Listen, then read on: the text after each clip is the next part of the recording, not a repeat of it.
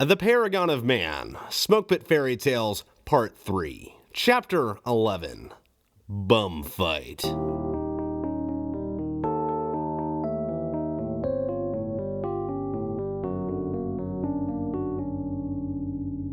It was later in the afternoon.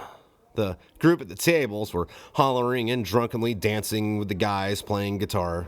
Another vagrant, if I remember correctly his name was Pomero, pushed his way through the doors and sat at the bar. His clothes were tattered and dirtier than mine. His hair was scraggly, and judging by the bald spot and gray in his hair, I'd guess he was maybe mid-30s. He traded the coins, filling his pockets, for black wine. He got good and liquored up at a curiously expeditious pace. Then he stumbled off his stool and over towards me. You need to get away from that door. You need to get away from that door. He addressed me. Huh? I replied with a wince. You're scaring away customers. You need to get out of here before I drag you out. I'm gonna fucking drag you out. Right. I slowly nodded my head and went back to minding my own business. He pointed his thumb at the rowdy crowd behind him. They've been eyeballing me to get you out of here. Is that right? Yeah, and those guys run. Those guys run what fucking happens here. I leaned in towards him. All right, dude. Look, I ain't got no quarrel with you, and there's room enough here for both of us, and don't talk about dragging me out of here unless you want your fucking face beat in. An indignant scowl grew on Pomero's face. Don't talk to me like that, bitch. I'll knock your teeth out. You're scraggly and young looking. What are you gonna be able to do to me? I got years of experience on you. Years. Faye let out a laugh from the group. We've got better entertainment. Let's make these fucking bums fight each other. Everyone else jumped up with joy at the prospect of seeing a fight. They chanted, Bum fight, bum fight, bum fight. Hey, street rats, we've got a big hog being cooked. How about the two of you fight it out, and whoever wins can eat with us, and then we won't let anyone else come panhandling around this way. I don't think he wants to fight me. I'm in. Wait, what? A frightened look painted Pomero's face. I'm fucking in. Thom barked from across the room. If you're going to do that, none of you better interfere with them or you're fucking barred. The group agreed and we all walked outside to the back. There was a round concrete fire pit surrounded by a few benches about 20 feet from the deck on the back of the house. There was no wood or ashes in the actual fire pit, so we had room. I rolled the sleeves of my ragged plaid shirt up far enough to show off my arms, but not so high that the tattoos could be seen. A wave of fear splashed over Pomero's face.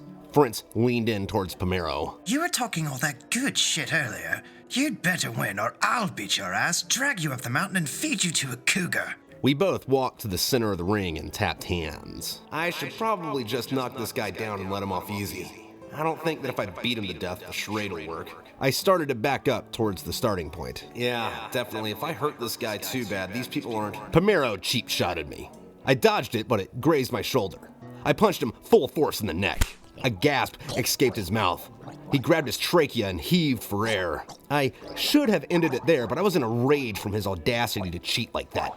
I shoved my hand in his mouth and ripped his jaw out of its socket. Pomero fell on the ground and writhed in pain.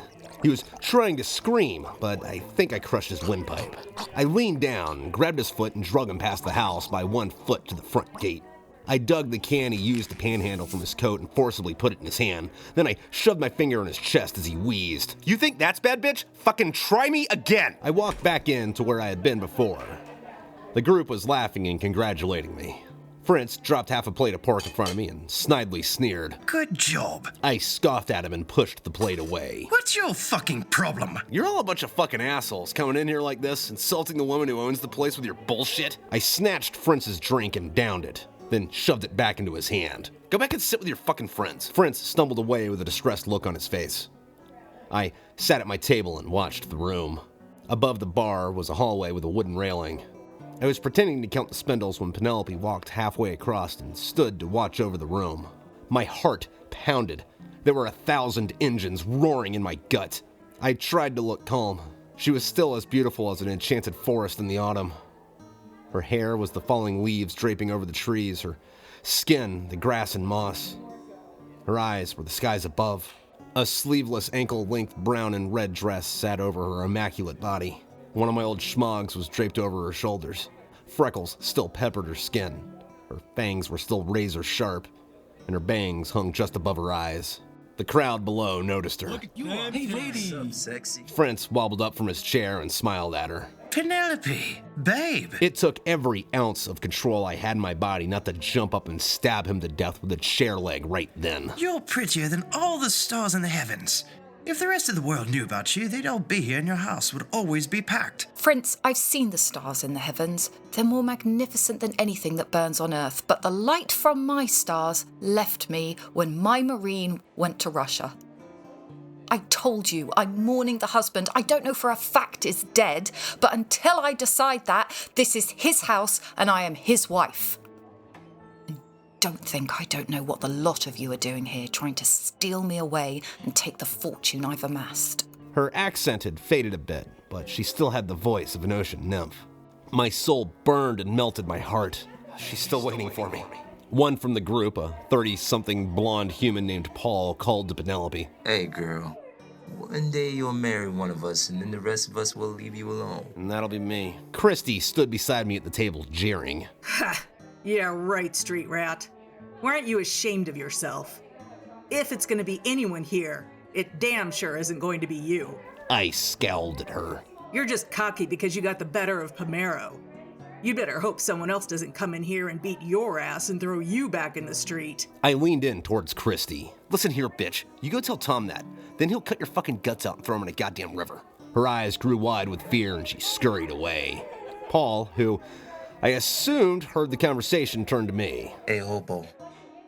I have an idea. Why don't you come over to my place and I'll put you up? I'll give you some clothes and you can earn some cash. I've got a decent business down in the valley. He said with a fake smile before taking a drink and smirking. Actually, on second thought, never mind. You're fucking useless.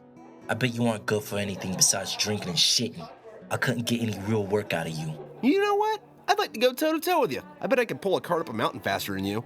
Sail anywhere and weather in better shape. Fix any car and drive it harder and faster than you ever fucking could. And to be fair, I'll do it shit-faced to give you a good handicap. The group around him sat stunned, wondering where I got the audacity to say such things. And what do you know about real work? You spend all day fucking drinking with nobodies, trying to push around the destitute and getting tanked. Who the fuck are you to talk?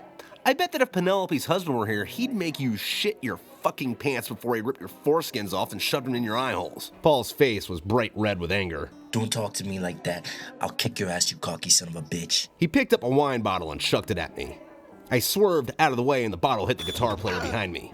The kid fell down and dropped his instrument. The entirety of the group stood up and grabbed a bludgeoning weapon or their knives. I took note of what everyone had and started to build a plan to combat them. Okay, guess the jig's up. All right, enough of that. What the hell is your people's problem? If you're done with your meals, get out of the bar and go sleep it off. Thom yelled from the bar. Faye folded up her knife and put it back in her pocket. That's fair.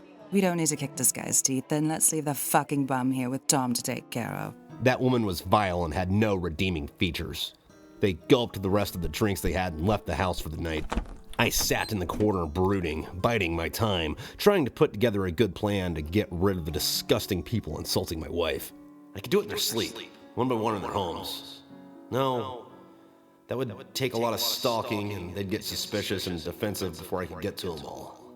That and I have to recon their places first and see what their security situations are like. Maybe all at once. Oh, but how? Kristy, Ginny, Penelope, and Thom cleared the tables, wiped down the surfaces, and started to close down for the night. Why are you still here, bum? Kristy asked when she came to the table. You trying to cause trouble? What did I do to you? Why are you so bitter? Penelope scolded her. Kristy, you live here with me. You don't have a place of your own either. You'd be homeless too if it wasn't for Wilson being Hank's best friend. Penelope looked over to Ginny. Get this man a beer and a blanket. It's going to be cold out tonight. She stopped what she was doing. So who are you anyway?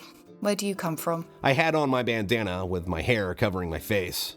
She'd never seen me with facial hair besides a mustache, and my disguise worked. I came from the forest on the mountains on the East Coast. I've been traveling for years with no rest around every corner of the world. I used to have my shit together, but times are hard, right?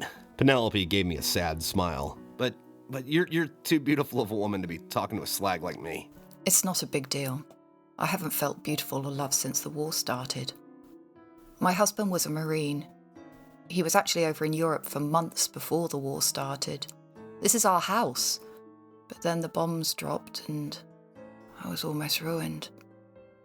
I started getting back on my feet, but then the business I started is filled with imbeciles and bastards who want to steal it away from me.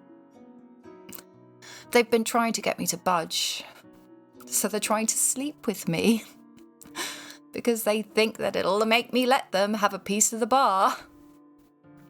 The worst part is that I've known some of them for a very long time, since before we even came to this planet.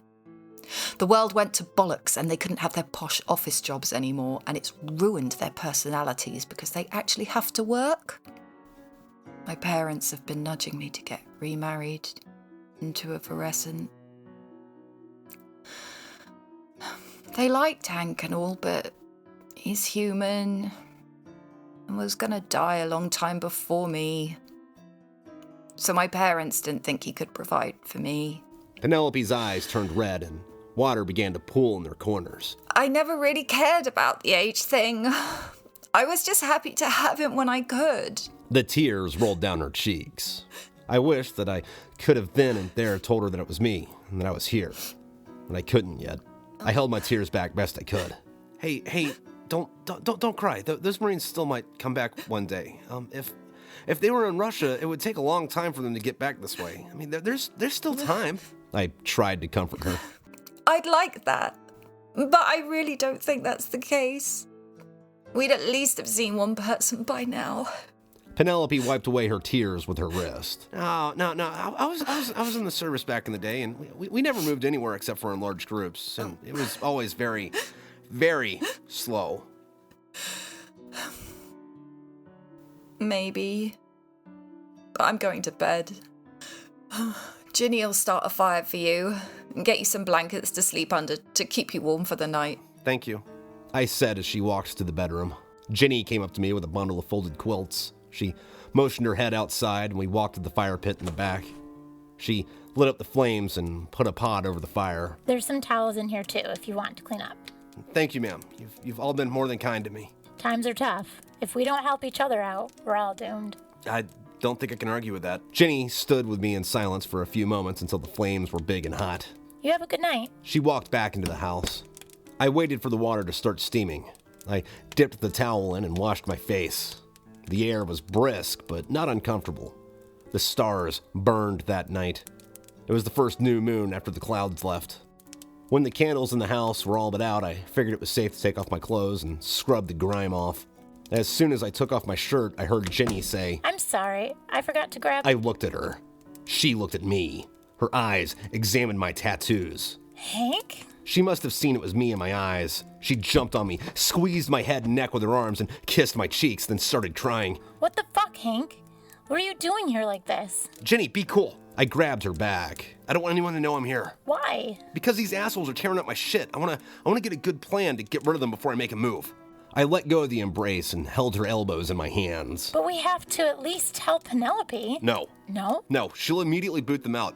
They'll get angry and fight since I'm a threat to their potential fortune. They'd kill me and probably fucking Penelope too. Valid. We stood with only the sound of the fire for some moments before Ginny sniffled. Is it just you coming back? Yeah. What happened? It's too long of a story for right now. And Richard? I shook my head. Her eyes started to pour. I didn't think so. What about Doc? We got shipwrecked. I have no idea where Doc is. That's probably a good thing. Kristy's been fucking Frince. I shuddered in disgust. How long did that take? Not long. Yeah, well, she's always been a fucking bitch. Psh, tell me about it. At least you don't have to live with her. Yeah, but hey, you know, at least the sun's back. Oh, God, yes. And we've been loving that. Ginny looked at the fire. Are you sure you're okay to sleep outside? I'm used to it. All right. Well, I'm going to sleep for real this time. Okay, but seriously, do not tell Penelope. Thom knows, though. Okay. All right, good night. Hey peeps, what's up? Thank you for listening to another episode of the Paragon of Man. What was this one? Bum Fights! Thanks to the cast in this one, which was Diane Spencer. Back as Penelope, you were waiting for that one, fucking weren't you? Chuck LaVoki as Frince, Black as Paul, Elizabeth Ruelas as Kristy, Steve Agostine as Pomero, Austin Garrett is the kid, Ave DeVera as Faye, Ryan History Daddy Day as Thom, Azalandra, Danstar as Ginny, Tim Sears as a bum fight guy. He had one line in that. It was just him going bum fight. So there you go. There's your bum fight chapter. Anyway, thanks for tuning in. I hope you had a good time. And thank you very much to everyone who's gotten a war chest, which are, the box set version of the print copy of these books. I don't know why I'm doing the hand thing while I'm talking to you. I don't know what that fucking accent was. Can't tell. I haven't had my caffeine yet today. Did get a little PT and a shower in though, so that's fun. Anyway, I'd also like to thank all the Patreon people. Over on Patreon, I put these chapters up as I go, as to where, they're just scheduled over here on the YouTube. I think I should be uploading chapter 8 or 9 of book 4 over on Patreon later this afternoon. I'm like 99% done with it. I just got to give it one last listen through and be like, okay, all right, that's good enough. Let's go. But yeah, if you want these way early, go check out Patreon, because I don't think that chapter is going to be on. That chapter's probably not going to be on YouTube until September, October, November, I think. So months and months ahead. So yeah, I do kind of wonder if that'd be all right. Also, I know I keep saying this, and I need to actually do it, because right now it's one of those things where I don't think about it until it's time to go do it, and I need to start putting these actual videos for this together before the day they come out. Excuse me. But someone remind me, and I'll go and do another reply to comment fucking thing at the end of one of these videos here soon. Need to do that. All right. Well, thanks for tuning in. I will catch y'all later, and hear your blippers. Okay, thanks everybody for listening and telling your friends and all that. Okay, all right, bye. How about that? All right, testing. Test my testes. Don't make me get firm with you. I'm into the cool kids group. One from... His accent is atrocious. I love it. Are you sure you're okay to sleep outside? Fuck that up. Faye, hey, street rats, we got a big hog being cooked. How about two you fight it outside? Penelope, chapter 11. Oh my god. I'm going to do that line again. I stumbled a bit. There's some towels on... Shit. Hank is fucking in to kill him. Thom gets stern. Frince talks to Pomero. Oh, my last line is choking noises. Where's my fucking water?